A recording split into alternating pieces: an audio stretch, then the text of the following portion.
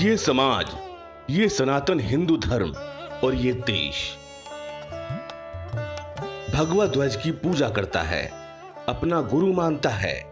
गुरु पूर्णिमा के अवसर पर भगवा ध्वज के पूजे जाने और इसके प्राचीन इतिहास को जानने की कोशिश करते हैं।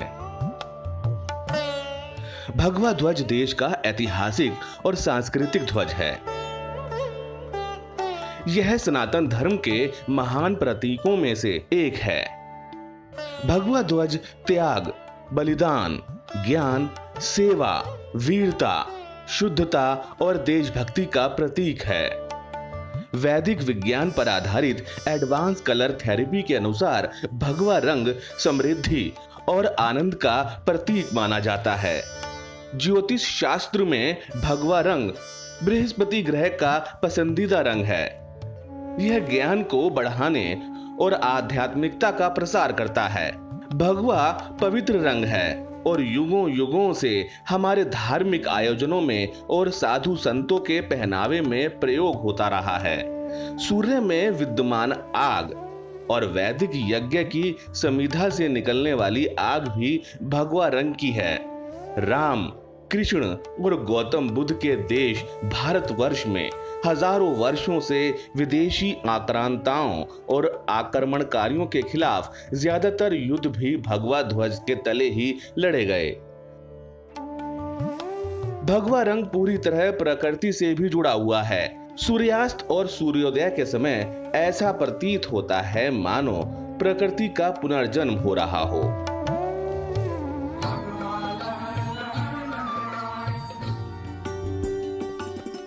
ऐसी मान्यता है कि आदिदेव भगवान शिव ने मां पार्वती को अमर कथा सुनाई थी और आत्मा व योग का परम ज्ञान भी दिया था। लोक कल्याण तथा निरंतर शिव भक्ति में प्रयत्नशील शुद्ध आत्माओं, निर्मल मन और सात्विक बुद्धि वालों को शीघ्र ही शिव तत्व की प्राप्ति हो जाती है। भगवान शिव द्वारा आत्म तत्व का ज्ञान देने के दौरान माता पार्वती के मन में वैराग्य व अत्यधिक त्याग की भावना जागृत हो गई और उन्होंने इस विरक्त भाव में अपनी नस और नाखून काट लिए। उनके खून का रंग सारे कपड़ों तक पहुंच गया। यहाँ उनके चोले में विद्यमान खून भगवाकरण का महत्व बताता है। कुछ वर्षों बाद जब गोरक्षनाथ मां पार्वती को सम्मान देने के लिए पहुंचे तो मातृत्व का अनुभव कर वह ममता से भर गईं। वह गोरक्षनाथ को देखकर बहुत प्रसन्न हुई और उन्होंने वह चोला गोरक्षनाथ को दे दिया। तब से सभी साधु और सन्यासी भगवा एवं लाल रंग के वस्त्र धारण करते हैं।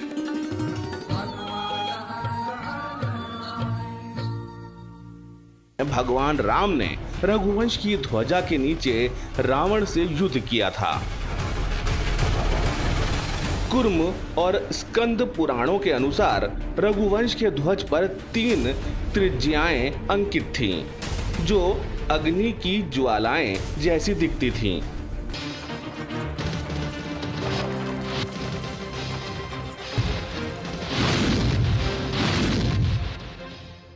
महाभारत काल में अर्जुन युद्ध भूमि के लिए जाने से पहले अपनी कपि ध्वजा फहराते थे। अर्जुन की ध्वजा पर भगवान हनुमान की छवि अंकित थी।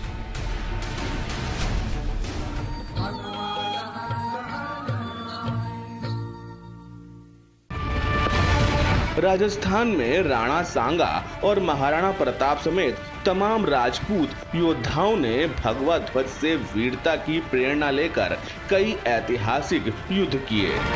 छत्रपति शिवाजी ने मुगल शासन से मुक्ति और हिंदू राज्य की स्थापना के लिए भगवा ध्वज की छत्र छाया में कई निर्णायक युद्ध लड़े। हर हर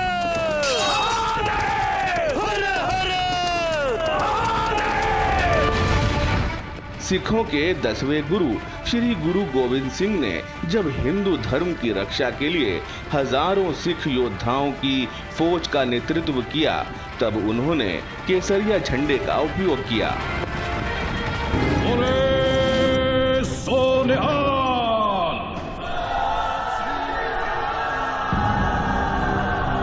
इसी भगवा ध्वज से प्रेरणा लेते हुए महाराजा रणजीत सिंह के शासनकाल में सिख सैनिकों ने अफगानिस्तान के काबुल कंधार तक को फतह कर लिया था। 17वीं शताब्दी में बीकानेर रियासत की ध्वजा भगवा और लाल रंग की थी। नागपुर के भोसले शासक भगवा ध्वज का प्रयोग करते थे। झांसी की रानी लक्ष्मीबाई ने युद्ध अपने हनुमान ध्वज के नीचे लड़ा था।